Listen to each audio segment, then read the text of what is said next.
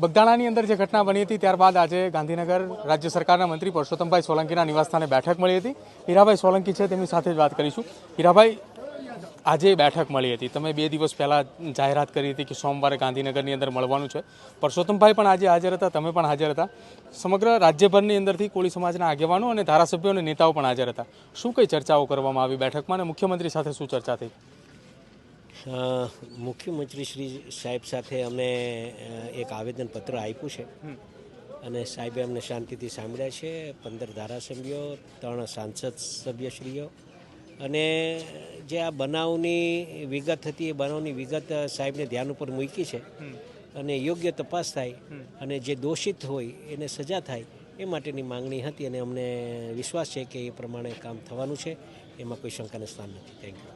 હીરાભાઈ, પરસોત્તમભાઈ પણ હાજર હતા. સમાજના આગેવાનો પણ અહીંયા બેઠા હતા. એમના નિવાસસ્થાને જ એક બેઠક હતી. એ બેઠકની અંદર સમાજના આગેવાનોને શું સૂચનો કરવામાં આવ્યા છે? બસ એક તો આપના માધ્યમથી હું અમારા સમાજને ધ્યાન ઉપર મૂકું છું કે આ કોઈ સમાજ ટુ સમાજનો આ લડાઈ છે નહીં, ન્યાય અને અન્યાયની લડાઈ છે. એટલે કોઈ પણ યુવાનો જે રીલ્સ બનાવતા હોય એ રીલ્સ કોઈ સમાજને દુઃખ લાગે એવી રીલ્સ ન બને એની ખાસ કાળજી રાખી અને નવનીતભાઈને જે ન્યાય અપાવવાની જે વાત છે, આ ન્યાય અને અન્યાયની લડાઈ છે.